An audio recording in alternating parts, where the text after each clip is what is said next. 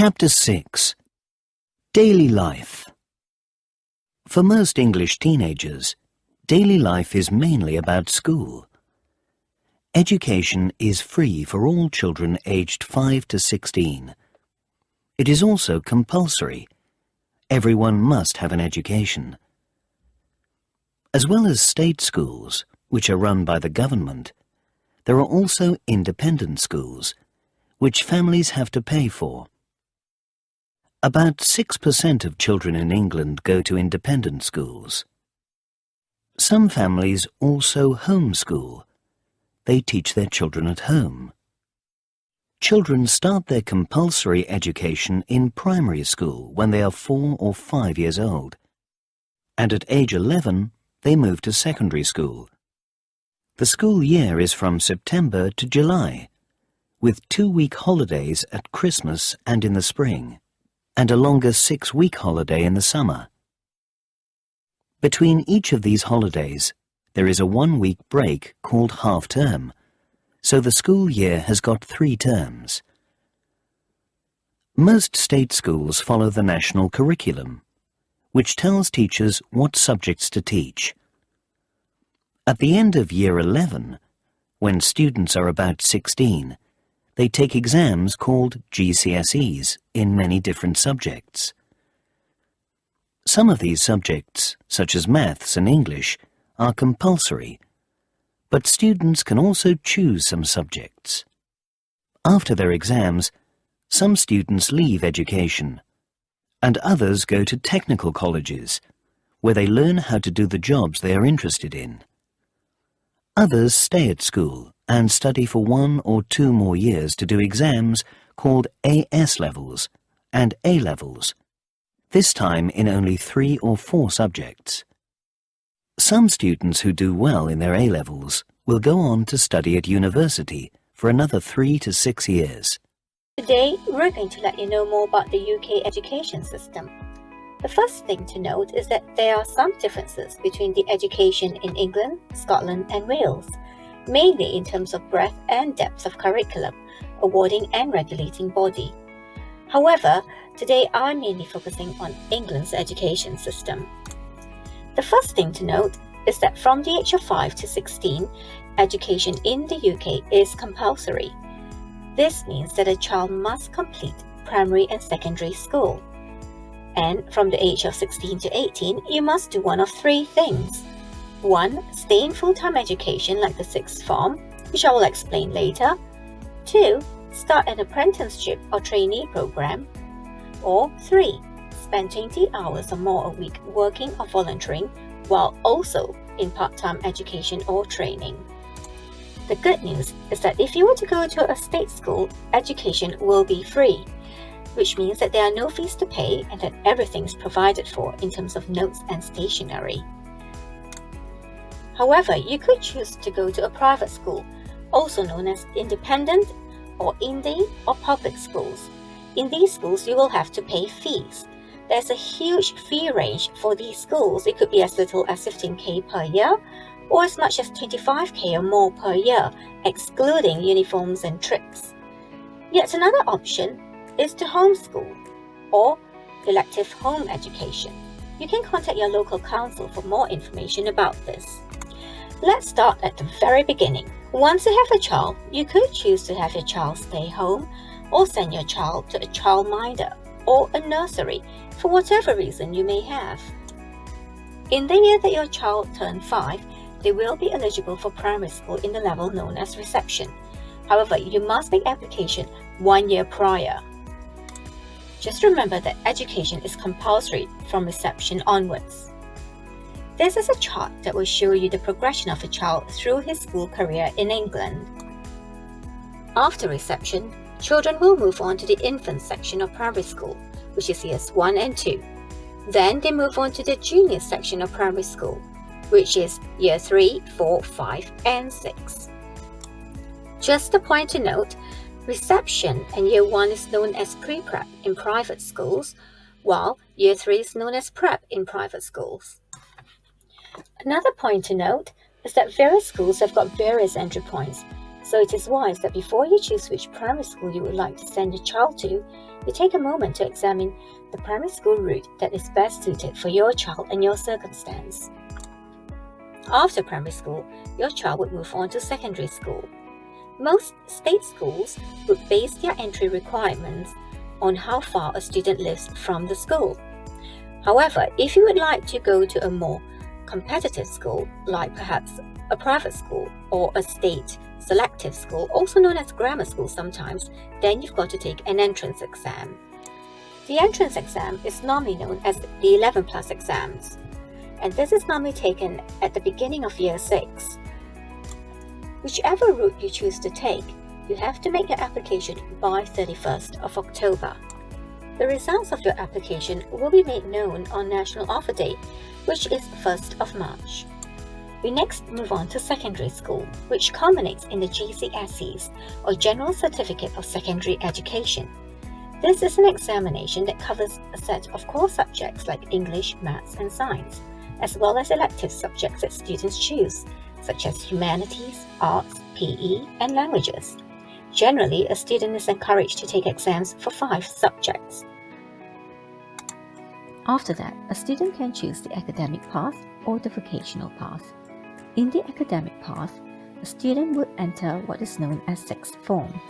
This is where students are geared towards the A-level examination, which will help them enter university. The examination normally comprises of 3 to 4 subjects.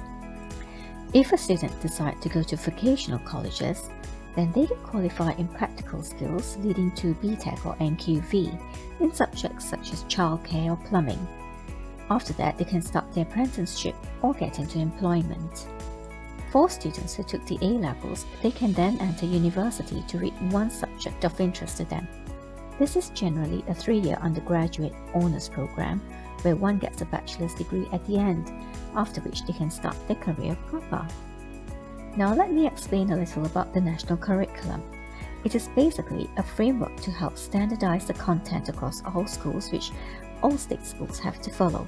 However, private schools do not have to follow the national curriculum strictly. The national curriculum is divided into 5 key stages known as KS1, KS2, KS3, and KS4.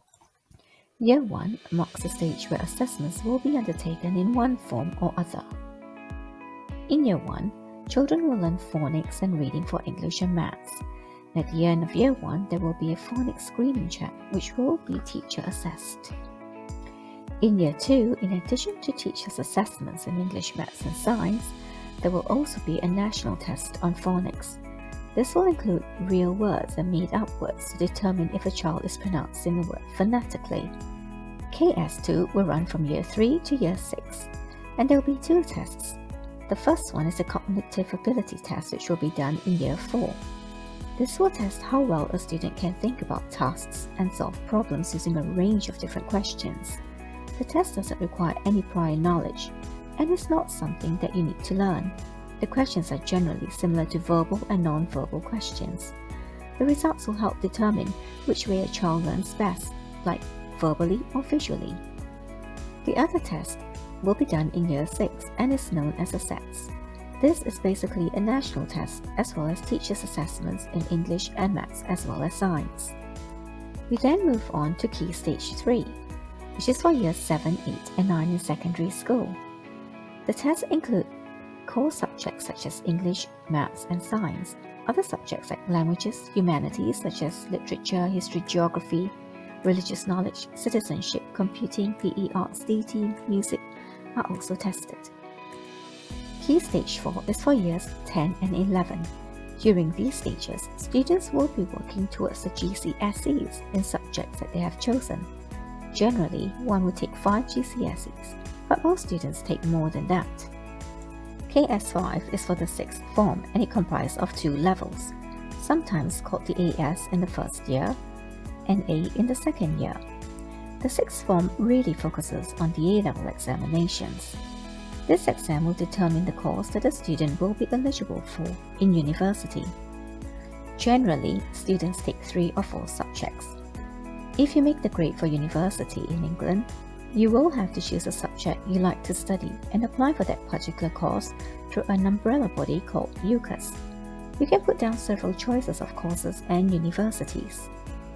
The course you will undertake will be known as an undergraduate course and normally lasts 3 years, after which you get your bachelor's degree. Bachelor's degrees are graded first class, which is more than 70%, second class uppers or 2-1, which is between 60 to 70%, and second class lowers or 2-2, which is 50 to 60%. Then there's also the third class, and of course, if you don't make the grade, then it's a fail. After your bachelor's degree, you may choose to start your career or carry on for a master's degree, which is normally 1 year. And if you enjoy academia, you can always carry on for a postdoctoral degree, which normally takes about 3 years. Most jobs in England today are in the service industry, in places like hotels, restaurants, shops, computer companies and banks. Many English people work very hard. The working day is usually from 9 o'clock until 5 o'clock, with an hour at lunchtime, 5 days a week, but often people work much longer hours. It can be very difficult for young people to find a job, even if they have studied at university. Some do more training, learning how to do new things. Others take unpaid work, so they can get experience. In the evenings and at the weekends, many English people enjoy watching or playing sport, watching TV, playing computer games, or reading books or newspapers. Sometimes they go out to the cinema, or to a restaurant, or to see their favorite band play music. Sometimes they just go shopping or spend time with their friends. Children and teenagers often go to weekly clubs. For example, Scouts, martial arts, dance, drama or music.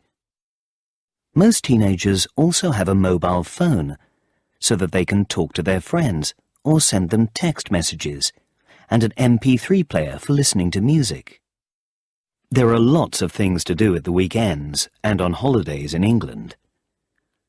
Many families go out together to museums, beaches or theme parks, or for walks or cycle rides in the countryside. People also invite friends to their houses for meals, a cup of tea, or to watch a sports match on TV. Life in England is very different if you live in the city or in the countryside. In the city, public transport is usually very good, and there are many buses and trains. London also has an underground train system called the Tube, and you can travel around Manchester by tram. No public transportation in London takes cash, so here are a few ways that you can pay for your rides. First up is an Oyster card. Get one of these, top it up, re-top it up when you need to, and that's it. You can also use your debit or credit card if it has the contactless feature enabled on it, or if you have a card from outside the UK, sometimes the contactless feature and mobile pay doesn't work. So I usually recommend for people to just get an Oyster card. It's the easiest way and the most reliable. You need to tap in and tap out. When you're taking a train or the underground in London, you always have to make sure you tap in at the first station you get on at and tap out at the station that you leave at. This is because you get charged depending on how much distance that you travel. Most of the time you're going to hit barriers to get into the station and out, so you'll know that you need to tap in and tap out, but sometimes at night they leave the barriers open, so make sure you still tap in and tap out even if that happens.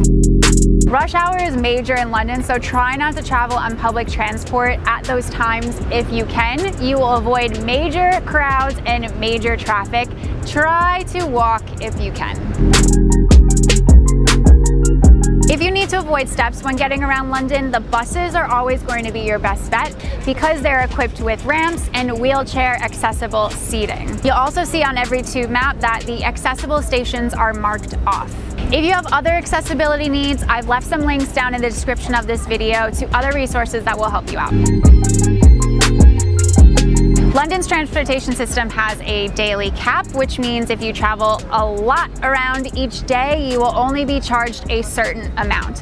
How much you get charged depends on how many zones that you've traveled through. And if you don't know what zones are, you should watch the video that's popping up here in the corner that will tell you all about how zones work. If If you're using an Oyster card and you need to check how much balance you have, there are two ways to do it. The first is to use one of the ticket machines in a station, or when you tap out at a barrier, you'll see the amount of credit that's left on your card flash up. Here's how to stop a London bus. If you're waiting at the bus stop and you see your bus coming, put your hand out and it will tell the driver to stop.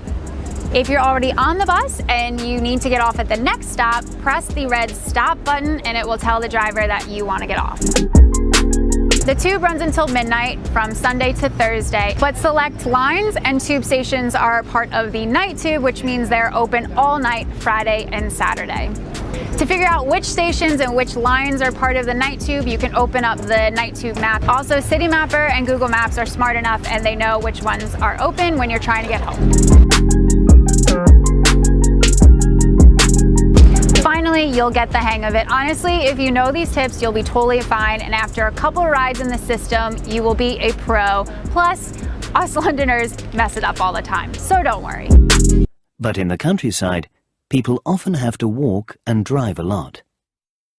Most people who live in cities have homes in the suburbs, the areas around a city. Cities often also have big estates. These are places built mainly for people to live in, with lots of houses or flats, and usually some shops and a park. There are lots of different kinds of homes for people to live in England. Some houses are more than 600 years old. Others are very modern. Some people live in houses with several different rooms and a garden. Others live in small apartments called flats. In the past, people in England used to buy their own homes, but houses and flats have now become very expensive. For young people with little money, it is now very difficult to buy a home, and more people now rent. They pay money to someone to live in their house or flat. Most English people usually eat at home, because eating out, eating in a restaurant or cafe, is expensive. Breakfast is often toast or cereal, and while some people have a big meal at midday, others just have a sandwich for lunch, and then eat their main meal in the evening. This meal can be called supper, dinner, or tea.